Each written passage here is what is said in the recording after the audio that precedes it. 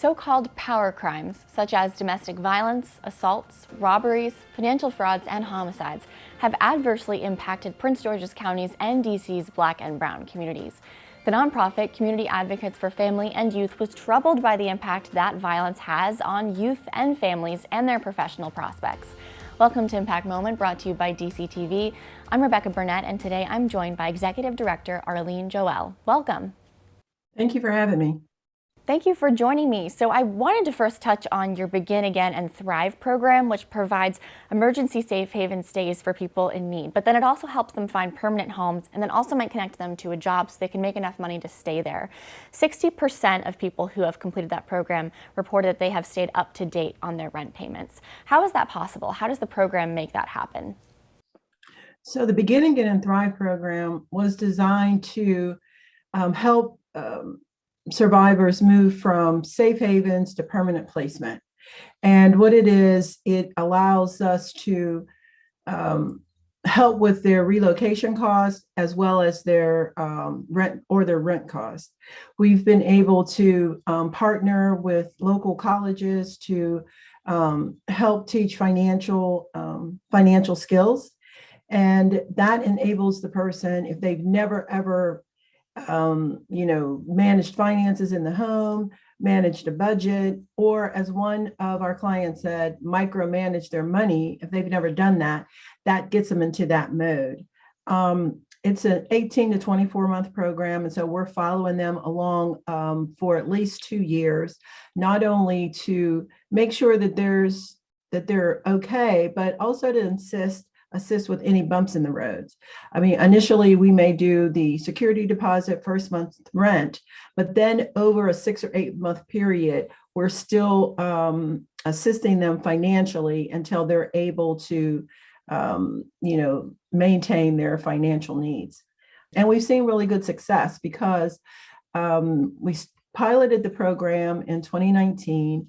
2020 and 2021, we placed over 21 families.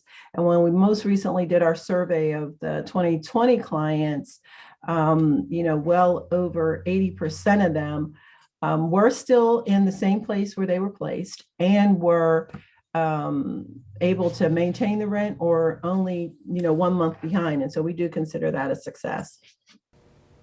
That's a huge success, especially considering that was during the time that COVID was kind of taking off. So that's incredible work. And I know that you guys are focusing also on, the ins and outs of having a job and being able to be in a home, but you're also focusing on their mental health as well and the trauma that these families might go through if they experience crime. In 2021, your Strengthening Family program helped 41 families over 10 weeks, and 80% reported that they kept using those techniques after they completed the program. Can you preview a few of those techniques and what they learned? Well, in the Strengthening Families program, that's a 10-week program, and it's really rebuilding the relationships with families. Because anytime I'm impacted by, any type of violence, there's trauma that impacts everyone in that household. So there's a need to kind of rebuild that connection, understand how we're going to live as we move beyond that particular incident. Sometimes children are, upset with their parents, maybe because of violence in the home. And so how do we move on from here? So it's boundaries, it's consequences, it's communication, it's rebuilding all of those things that really can make a strong family. And what's so interesting is that the program actually starts, or the family has to start with having a meal before they come to the session. And so that really kind of gets them set for it. And I think most recently, one of the mothers said like their children were actually using the skills against them because they were holding her accountable for not being on her phone during dinner time. And so that's a good thing. It is. I love that. That's great. Well, speaking of those testimonials, I wanted to read one because Kathy, of course, also has a legal assistance program and recently helped a domestic violence survivor. She and her 4 kids were able to relocate thanks to your help. She said in part, "Thank you so much for being a huge support in my life. Through everything I'm going through, having people like you to support me makes hard times a little easy to keep moving forward." When this woman and her 4 kids succeed, what does that mean for her future and for also her community's future and her family's future? What waves of change is something like this making? Well, I think we believe that, children are stable. They're going to the same school. They're developing friendships and connections. The survivor, once again, is contributing financially, to the county, to the state.